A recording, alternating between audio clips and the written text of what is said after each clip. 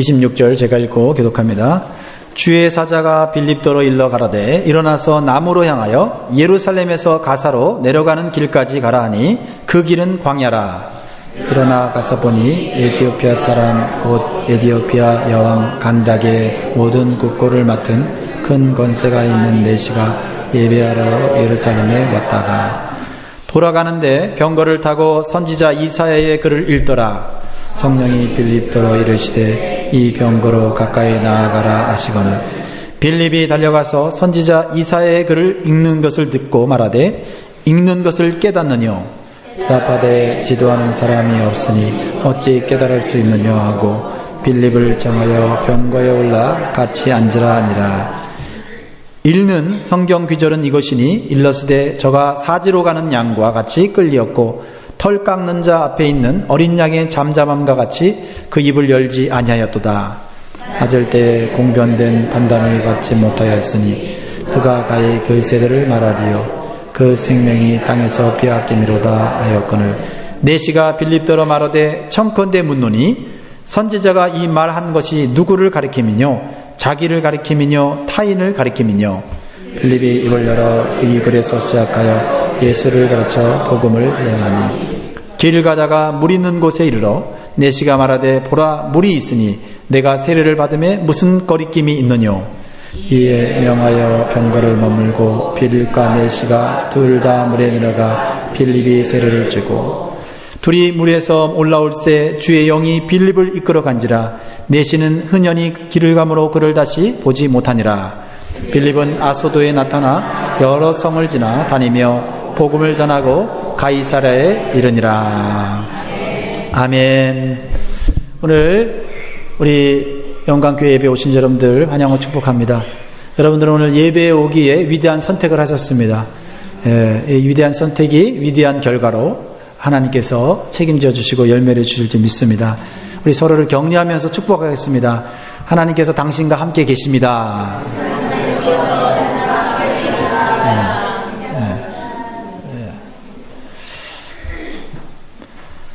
오늘은 선교적 생활의 모델로 빌립에 대해서 나누고자 합니다. 여러분들 중에 낯선 사람에게 쉽게 다가가는 분들 계십니까? 특별히 낯선 사람에게 쉽게 다가가고 말을 잘 하는 분들이 계세요. 저는 개인적으로 부럽습니다. 저는 성격적으로는 어려서부터 낯선 사람에게 쉽게 다가가지 못하는 그런 성격이었습니다. 물론 이제 목사로서 목회 사역이 낯선 사람에게 다가가야 하는 것을 포함하기 때문에 노력을 해서 좀 개발이 됐지만 저에게는 그렇게 자연스러운 일은 아닙니다. 그러나 신앙생활은 낯선 사람에게 다가가서 하나님의 사랑을 드러내고 또 도와줘야 하는 것이 우리 신앙생활의 한 부분이기도 합니다.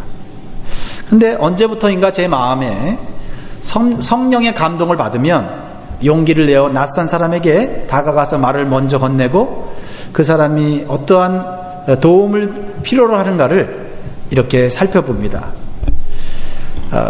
제가 그렇게 적극적인 사람이 된 것은 바로 오늘 본문에 나타난 빌립이라는 집사님 때문입니다. 이 빌립은 여러분과 같은 그런 일반 크리스천입니다. 처음부터 사도로, 목사로, 선교사로 부름받는 분이 아니에요. 일반 평신도로 신앙생활 하다가 또 교회의 필요를 따라 집사님이 되시고 또 그리고 하나님께 은혜를 받아서 전도하는 그러한 일에 힘쓴 분입니다. 오늘 빌립은 전혀 한 번도 만나본 적이 없는 외국인을 만나서 그에게 도움을 주고 하나님의 사랑을 전하고 구원의 복음을 전하여서 세례까지 받게 한 놀라운 일을 하게 됩니다. 그래서 선교적 생활의 모델이라고 저는 생각합니다. 어떻게 이렇게 빠른 시간 안에 낯선 사람을 예수님을 믿게 하고 세례를 받게 할 수 있었을까요? 빌립 집사에게는 어떤 특별한 능력과 은사가 있었기 때문일까요? 첫 번째, 이 빌립 집사는 성령의 감동하심에 무조건 순종하였기 때문입니다. 우리가 예수님을 믿고 구원받으면 우리 안에 계시는 분이 있어요. 성령님입니다. 그리고 성령님께서 우리의 마음 가운데 어떻게 살기를 원하시는지 우리에게 가르쳐 주세요. 느끼실 거예요. 그런데 성령님이 말씀하시는 것과 우리가 예전에 살았던 옛 생활과 부딪혀요. 우리 마음속에. 그럴 때 우리가 성령님이 말씀하시는 것을 선택하면 성령님이 우리의 삶을 인도하시고 또 우리의 삶 가운데 놀라운 축복을 주시고 또 기적을 베풀어 주십니다. 그래서 성령을 받은 사람은 찬송하고 싶고 기도하고 싶고 성경 읽고 싶고, 그리고 성령이 마음속에 있는 분들은 남을 미워하고 나면 마음에 고통이 있고, 그렇죠? 또 누군가를 이렇게 도와주고 선행을 행하면 마음에 기쁨이 있어요. 특별히 성령님은 우리의 마음속에 전도에 대한 도전을 하세요. 내가 구원받은 것처럼, 내가 하나님을 아는 것처럼 다른 사람도 구원받고 하나님을 알기를 원해요. 왜냐하면 그것이 너무나도 행복한 일이고 인생에 있어서 가장 중요한 일이기 때문에 그래요. 그렇습니다. 여러분, 전도라고 하는 그것은 성령의 감동이에요. 하나님의 은혜와 사랑을 경험하면 그것을 다른 사람에게 말하고 싶잖아요. 그것이 전도의 기초입니다. 내가 만나고 경험한 하나님을 다른 사람들에게 말하는 것이 전도라는 것. 여러분, 전도가 그렇게 어렵지 않다는 것을 여러분 오늘 같이 깨달으시면 좋겠어요. 오늘 본문 26절에 보면 빌립 집사님에게 성령님이 이렇게 도전하시는 음성을 들어요. 뭐라고 말씀하십니까? 26절 말씀 같이 읽을까요? 26절 시작. 주의 사자가 빌립더로 일러 가로되 일어나서 남으로 향하여 예루살렘에서 가사로 내려가는 길까지 가라 하니 그 길은 광야라. 성령님은 빌립에게 전도하기 위해서 광야로 나가라고 말씀하세요. 광야는 어떤 곳이에요? 사람들이 많은 곳입니까? 없는 곳입니까? 없는 곳이죠. 전도하려면 사람들이 많은 곳으로 가야 됩니다. 그런데 오늘 성령님은 빌립에게 사람이 전혀 없는 광야로 가라고 말씀하세요. 이 빌립이 가야 할 광야는요, 사마리아라는 땅에서 남쪽으로 120km나 떨어진 곳이에요. 그 광야에서 볼 수 있는 것은 뭡니까? 메마른 모래와 세찬 바람, 그리고 뜨거운 태양, 그리고 끝없는 평야, 사막입니다. 광야를 지날 때 만나는 것은 가끔씩 보이는 선인장 또는 진해와 전갈들이죠. 상식적으로는 이해가 안 되는 성령님의 그러한 도전이고 성령님의 음성이었어요. 마음과 몸에 부담이 될 수 없는, 부담이 될 수밖에 없는 그러한 이야기입니다. 헛고생할 확률이 높아요. 그래도 사람들이 많은 곳에 가야 확률적으로 전도할 기회가 있는 거 아니겠습니까? 그러나 빌립 집사님은 이전에 성령님의 역사를 이미 체험했던 분이에요. 전에 사마리아에 가서 하나님의 말씀을 전하고 구원의 복음을 전했습니다. 그때 많은 사람들이 적극적으로 예수님을 믿고 하나님께로 돌아왔습니다. 이미 이 빌립은 성령님은 사람의 마음을 감동하실 때 놀라운 계획을 갖고 계시고 그 계획은 반드시 좋은 열매를 맺는다는 사실을 알았어요. 그래서 이번에도 성령님의 감동과 인도하심이 자신의 생각으로는 어렵고 힘든 일이지만은 그대로 무조건적으로 순종하고 있는 모습을 보여주고 있습니다. 여러분, 성령님께서 여러분을 감동하실 때 여러분 순종하시기를 간절히 소원합니다.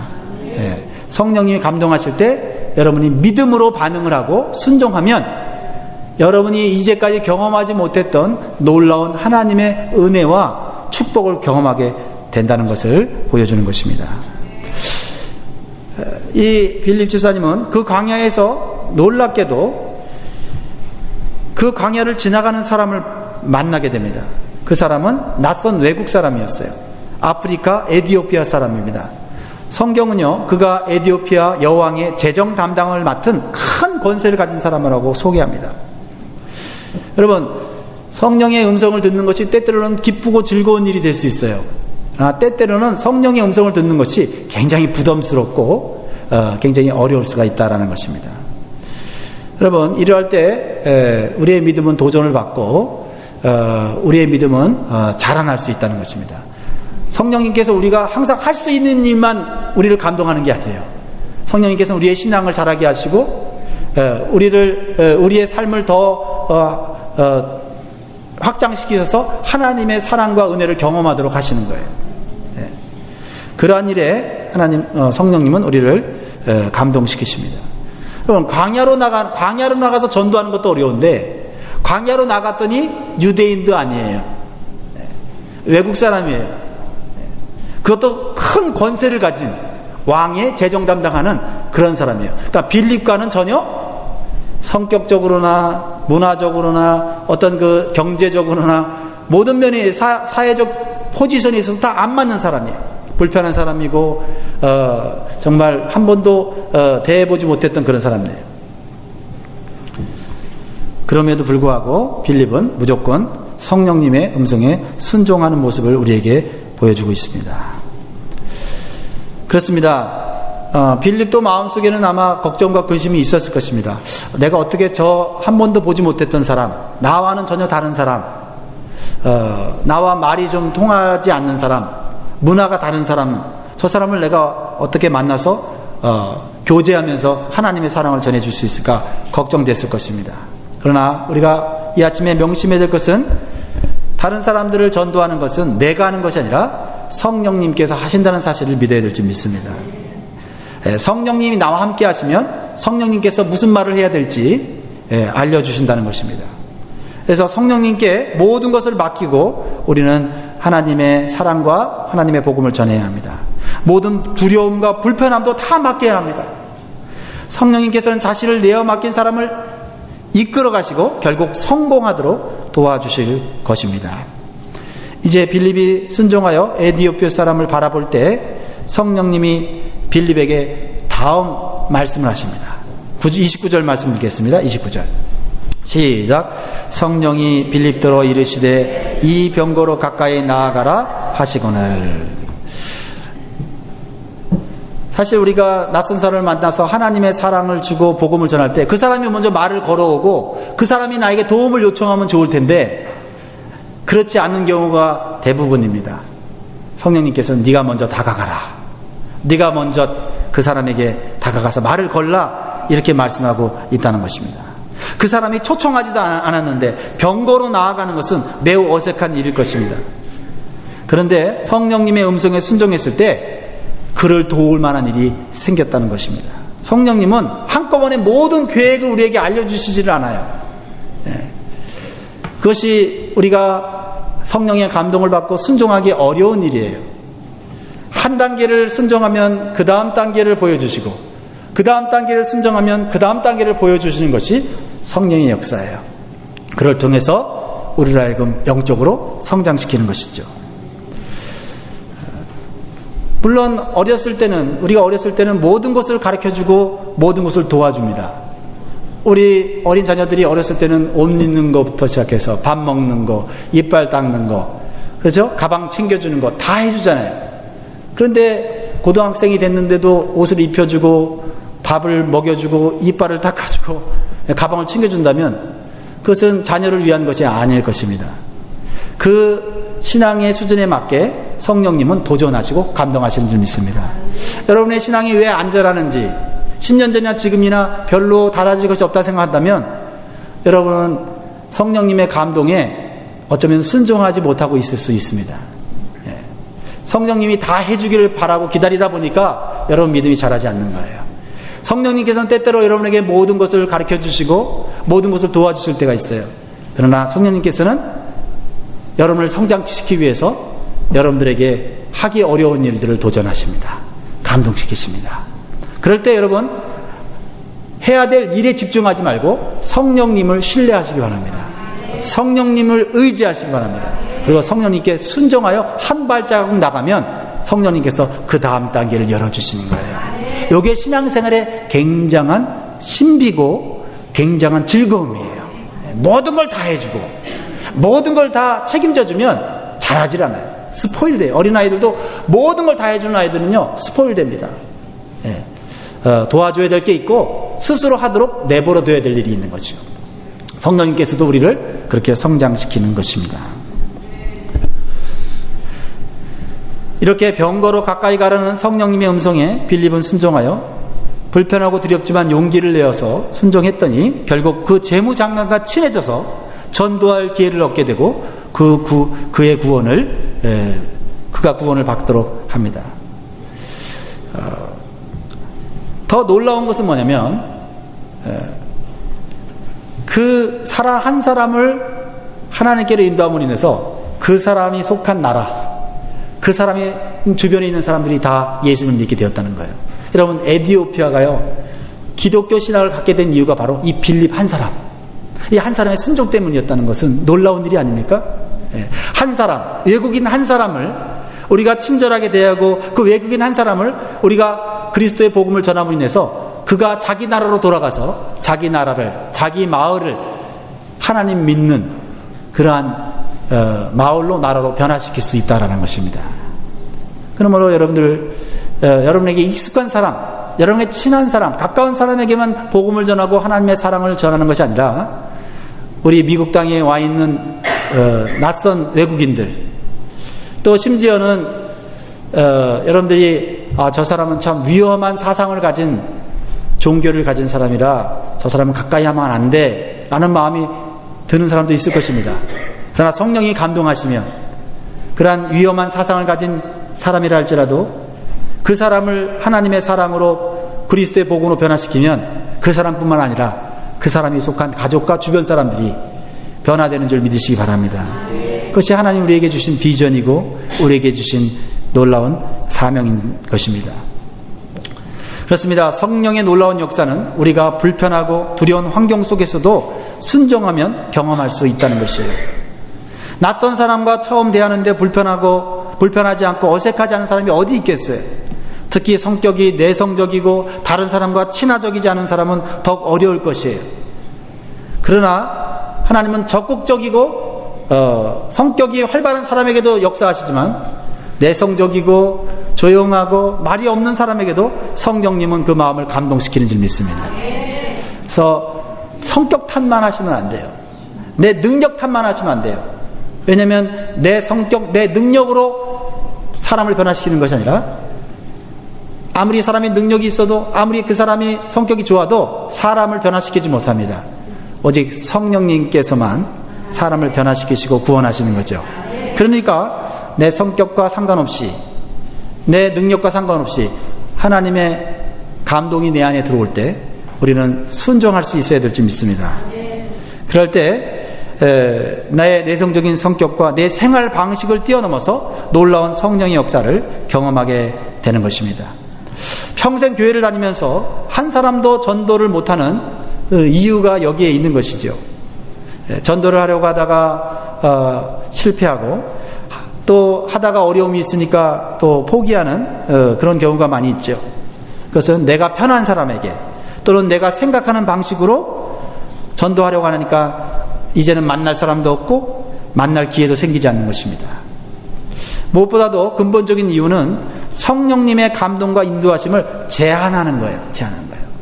여러분 생각해 보십시오. 여러분이 교회 나오고 예수님 믿고 구원받은 그런 놀라운 은혜를 어떻게 받게 됐습니까? 누군가 여러분들에게, 낯선 여러분들에게 다가가서 하나님의 복음을 전했고 또 여러분들에게 하나님의 사랑으로 섬겼기 때문에 여러분이 이 자리에 온 거 아닙니까? 여러분 가만히 생각해 보시기 바랍니다. 나도 누군가의 전도를 받아서 이렇게 교회에 정착하고 신앙생활을 하게 됐다면 나 또한 낯선 사람에게 이 좋은 하나님의 복음과 사랑을 전해야 될 줄 믿는 것입니다. 그것이 성령님의 소원이기 때문에 그렇습니다. 성령님께서는 여러분이 가고 싶지 않은 곳으로 인도하실 수 있습니다. 전혀 만나고 싶지 않은 사람을 만나게 하실 수 있다는 것을 여러분 기억하시고 마음을 좀 열 필요가 있어요. 우리의 삶의 영역을 좀 더 넓힐 필요가 있다는 것입니다. 그럴 때 성령님이 역사하실 룸이 생기는 것이죠. 한국에 인천의 주한장로교회에 양경의 권사님이라는 분이 계셨습니다. 그분이 집사 때였는데요. 이 양 집사님은 원래 성격이 내성적이고 소심하고 열등감이 심했어요. 그래서 사람만 만나고 오면은 상처를 받아요. 왜냐면 소심하고 열등감이 있기 때문에 그냥 평범한 말을 하는데도 그 말을 잘못 받아들여서 자기를 무시하는 것처럼 생각을 하다 보니까 사람만 만나고 오면은 기분이 나쁘고 또 몸이 막 아프고 뒤틀리고 그랬다고 합니다. 또 그 당시에 고통스러운 영적인 문제가 있었는데 집에 있든지 밖에 있든지 혼자만 있으면 시커먼 보자기가 눈앞에 나타난다는 거예요. 또 어느 때는 시커먼 손 같은 것이 이렇게 나타나서 막 두려움에 떨게 했다는 것입니다. 또 어떤 때는 아무것도 보이지 않으면서 가슴이 답답하고 심장이 막 급하게 뛰면서 말로 표현할 수 없이 막 죽음의 공포가 이렇게 밀려오곤 했다고 합니다. 이러한 상황 속에서 막 그럴 때마다 하나님 앞에 기도함으로 그 순간이 지나고 나면 또 그냥 평범하게 열심히 신앙생활하지 않고 그냥 또 형편대로 살아가곤 했다고 합니다. 그러던 어느 날 교회에서 40일 작정 새벽기도가 시작되었는데 이분이 매사에 이렇게 몸도 마음도 불편하다 보니까 마음속에 항상 분노와 짜증과 불평과 원망이 계속 마음속에 가득 차 있었습니다. 그래서 다른 사람들과 같이 어울리기 어려운 그런 성격이었는데 특별 새벽기도를 한다는 말에 처음에는 왜 저런 작정 기도를 해서 왜 사람들을 괴롭히는 걸까? 라고 생각을 했다고 합니다. 그런데 남들이 다 막 열심히 하는 것을 보니까 구경삼아 며칠만 나가보자 하고 나갔는데 새벽 기도를 마치고 집으로 가려고 하는데 갑자기 손발이 묶여있는 것 같은 막 그런 느낌이 왔다는 거예요. 그리고 이상한 막 바람이 부는 것 같고 또 더 무서웠던 것은 이상한 형체를 가진 한 남자가 눈앞에 보이는 거예요. 그리고는 귀에 음성이 막 들리는데 그 사람을 죽이라고 막 귀 속에 소리가 들렸다는 거예요. 그래서 막 죽을 것 같은 그런 느낌이 왔는데 그때 집사님은 하나님 말씀이 생각이 나서 소리쳤다고 합니다. 나사렛 예수의 이름으로 명하노니 귀신아 물러갈지어다 라고 담대하게 이게 선포했다는 것입니다. 그 순간에 그 더럽고 악한 귀신이 물러갔습니다. 머리는 너무나 가벼워지고 마음은 시원해지고 평안해지고 기쁘고 즐거웠어요. 이처럼 평생 몸과 마음이 이렇게 상쾌해진 것은 처음이었다고 해요. 양 집사님은 예수 믿은 지 10년이 지났는데도 믿음이 별로 자라진 않았고 전도하는 사람을 보면 좀 이상하게 생각이 들었대요. 그런데 그날 이후로 너무나 큰 감격과 감동을 받고 살아계신 하나님을 체험한 거예요. 그래서 살아계신 하나님에 대해서 또 죽은 다음에 가는 천국에 대해서 어떻게 하면 저 많은 사람들에게 내가 이것을 전할 수 있을까 하는 생각이 마음속에 가득 차 올랐다는 것이에요. 그 생각밖에 없었다는 거예요. 예전에는 그 마음속에 불평, 원망, 누가 말하면은 그냥 오해를 하고 또 상처를 받고 항상 그랬는데 이제는 어떻게 하면 내가 받은 하나님의 이 놀라운 은혜와 체험 그리고 천국에 대한 이 소망을 다른 사람들에게 얘기할 수 있을까? 저 사람들은 이걸 모르고 살아갈 텐데 하면서 거기에 포커스하면서 살았대요. 그러면서 이제 전도하는 생활을 하게 됐는데 남편을 출근시키고 집안일을 이제 정리를 하고 나서는 동네로 나서면서 예수님과 천국을 소개하는 전하는 생활을 시작했다고 해요. 한 번은 양 집사님과 같은 아파트에 사는 불교를 믿고 절에 열심히 다니는 보살 아주머니가 계셨는데 그 사람에게도 복음을 전했대요. 그 복음이 들어가겠습니까? 하나님 안 믿는 사람에게 그것도 불교를 독실하게 믿고 또 보살이면은 어떻게 해요? 절에서 굉장히 신실한 사람 아닙니까? 예수님 이야기만 하면 막 듣기 싫다고 소리 지르고 막 욕을 하고 다시는 우리 집에 오지 말라고 막 그러는 거예요. 그런데도요 옛날 같으면 그 말에 상처받고 자존심이 상할 텐데, 이상하게 자꾸 가서 하나님에 대해서 얘기하고 싶고 천국에 대해서 얘기하고 싶다는 거예요. 그러던 어느 날 새벽에 황급하게 전화가 왔는데 이 보살 아주머니한테 전화가 왔대요. 자기 집에 빨리 와달라는 거예요. 가보니까 남편이 쓰러져 있더래.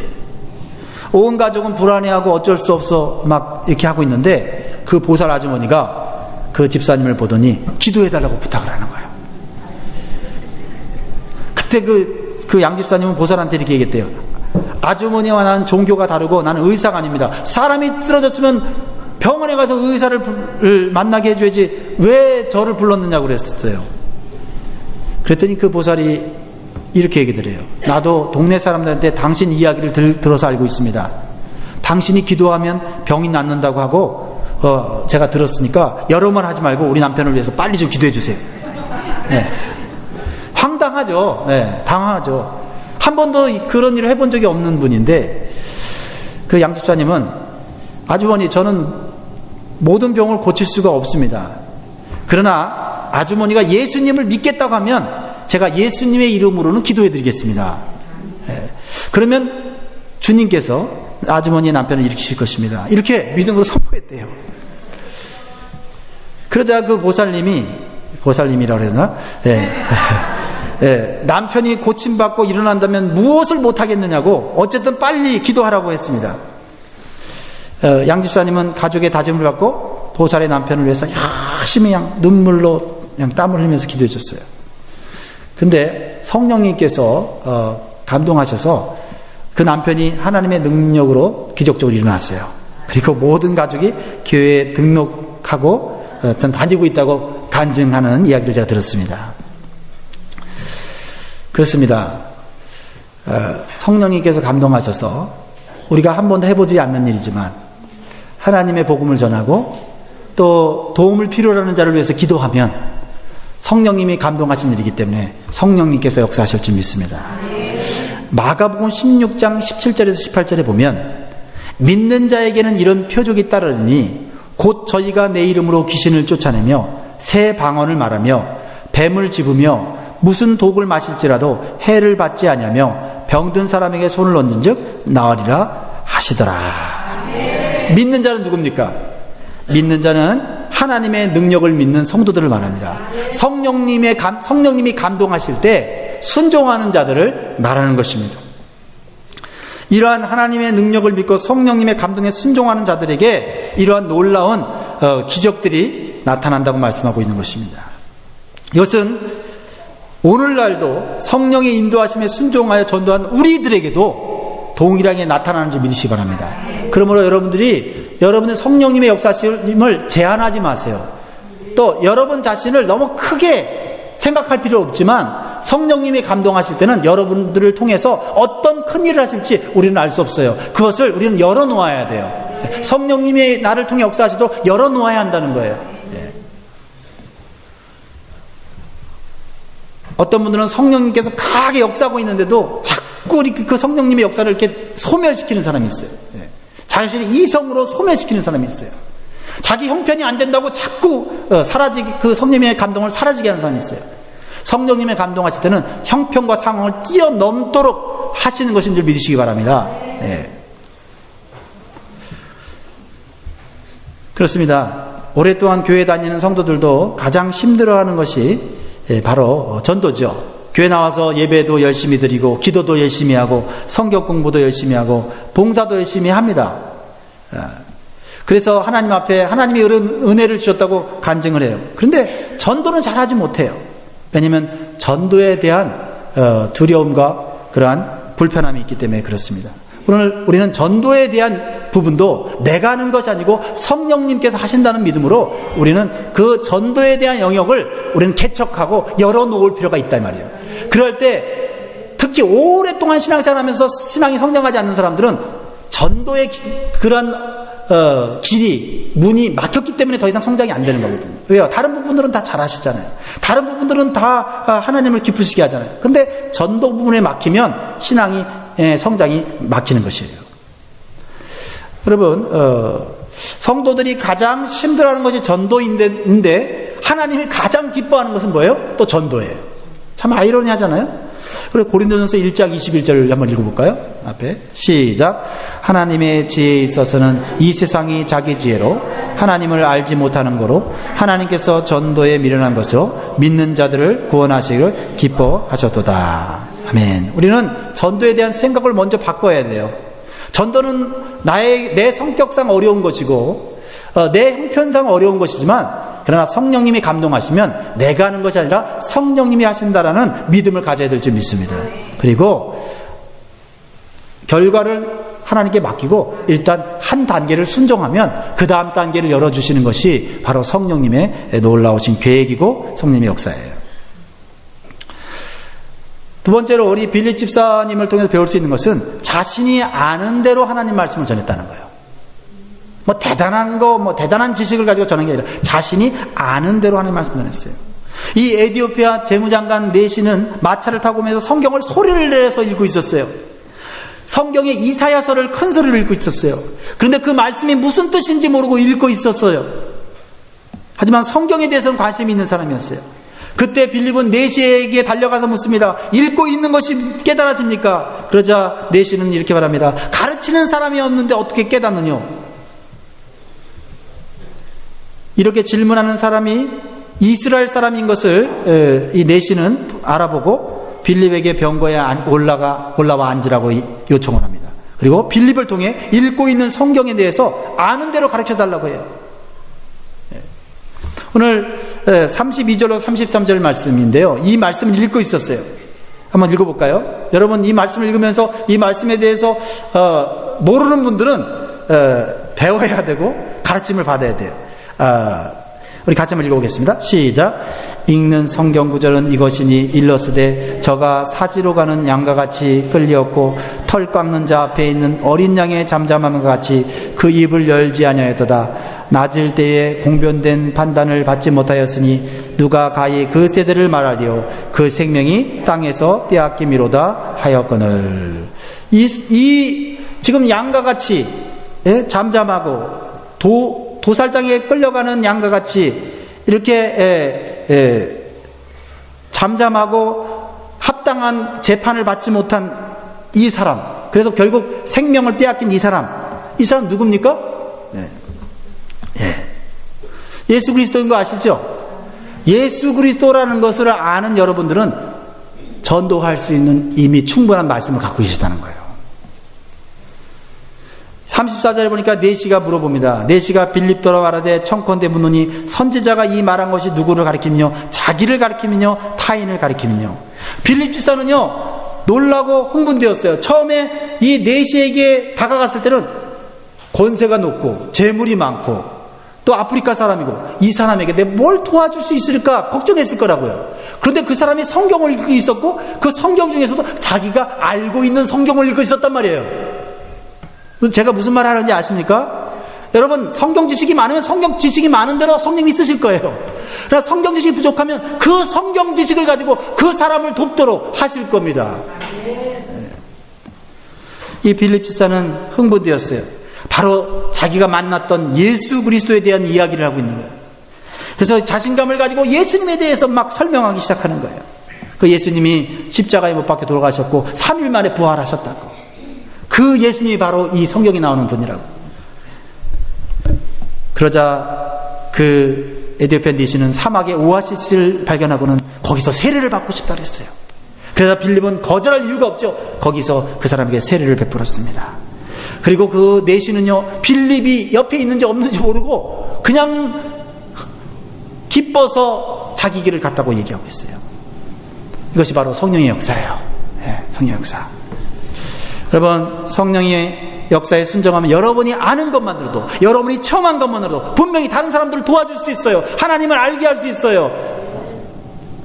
구원받게 할 수 있어요. 요한복음 14장 26절 같이 읽겠습니다. 시작. 보혜사 곧 아버지께서 내 이름으로 보내실 성령 그가 너에게 모든 것을 가르치시고 내가 너에게 말한 모든 것을 생각나게 하시리라. 여러분, 전도할 때 두려워하지 말고 걱정하지 말고 성령의 인도하심을 따라 생각나는 대로 전하시면 돼요. 생각 안 나면 그냥 따뜻한 미소를 보내주세요. 생각 안 나는데요. 그렇죠? 예. 생각 안 나면 그 사람을 어떻게 도와줄 수 있을까 생각하세요. 혹시 제가 뭘 도와드릴 수 있을까요? 물어보세요. 성령님께서 마음에 감동 주는 대로만 하면 되는 거예요. 결과를 내가 책임지려고 하니까 부담스러운 거예요. 내가 해야 될 책임은 성령의 감동 받은 대로 전하는 거예요. 사랑을 베푸는 거예요. 그 사람의 필요를 도와주는 것이에요. 그것이 전도의 시작이 되는 것이죠. 여러분, 어떤 전도자가 용기를 내서 기차간에서 전도지를 나눠줘요. 그래서 평소에 기독교와 교회에 대해서 부정적인 사람이 기차 안에서까지 전도지를 나눠주는 걸 보면서 막 분노하면서 받기 싫은데 이런 걸 사람들한테 난 이게 나눠주냐고, 잠자고 있는데 왜 나를 방해하냐고 하면서 막 욕을 합니다. 그래서 전도지를 받자마자 그 사람 앞에서 전도지를 확 찢어갖고 그냥 밖에다 던져버립니다. 그런데 기차가 지나간 후에 자살하려고 철길로 나온 한 사람이 있었어요. 그 찢어진 전도지를 집어듭니다. 근데 그 전도지가 찢어졌기 때문에 그 내용이 이게 잘려져 있어요. 그래서 이 사람이 읽어보니까 나는 길이요 진리요 생명이 요까지만 이렇게 돼 있는 거예요. 그러니까 자살하려고 왔는데 그 뒷얘기가 궁금한 거야. 네. 네. 그래갖고 도대체 나는 길을 잃어버렸고 진리가 없는 세상에 살고 있는 것 같은데 도대체 누가 진리고 누가 생명이냐? 도대체 이 사람은 어떤 사람이길래 인생의 길이고 생명이고 진리인가? 하고 죽기 전에 한번 이 사람이라면 한번 만나고 죽자. 그래갖고 그 전도지를 따라서 교회에 갔는데 그가 처음 드린 예배에서 길과 진리와 생명이신 예수 그리스도를 만남으로 자살하기를 포기하고 새로운 인생을 살게 되었다고 합니다. 만약 이 사람이 자살하려고 한 그 철길에서 찢어진 전도지를 줍지 않았다면, 만약 그가 집어든 종이가 세상의 상품을 파는 광고 문구였다면, 보석을 팔고 멋진 집을 파는 그러한 안내지였다면 그 사람이 생명을 얻을 수 있었겠습니까? 비록 찢어졌지만 나는 길이요 진리요 생명이라는 말씀이 있었기 때문에 올바른 인생을 다시 찾은 줄 믿으시기 바랍니다. 말씀을 맺겠습니다. 사랑하는 성도 여러분, 성령님께서 어떤 방법으로 여러분을 감동시켜서 전도의 열매를 거둘지 우리는 알지 못합니다. 그냥 순종해서 하나님 말씀을 전하면 되는 것입니다. 때때로 우리가 전도하다가 수모당하고 핍박당하는 것도 성령님의 계획 안에 있다고 믿으십시오. 여러분, 우리 신앙이 어느 정도 자라다가 안 자라는 것은 전도라고 하는 그 영역에 순종이 없기 때문이고, 전도라는 영역의 문이 열리지 않기 때문에 그렇습니다. 전도는 하나님을 만나고 경험할 수 있는 가장 강력한 도구입니다. 그리고 하나님을 가장 기쁘시게 하는 일이지요. 우리가 선교적 생활을 하기 위해서 지금 애를 쓰는 교회로 지금 말씀을 나누고 실천하고 있는데, 여러분, 전도라고 하는 영역에, 낯선 영역에 한번 성령의 감동을 받을 때 한번 실천해 보시면 좋겠습니다. 기도하겠습니다. 내가 구원받은 것, 누군가의 헌신과 누군가의 섬김이 있었기 때문을 생각하면서 나도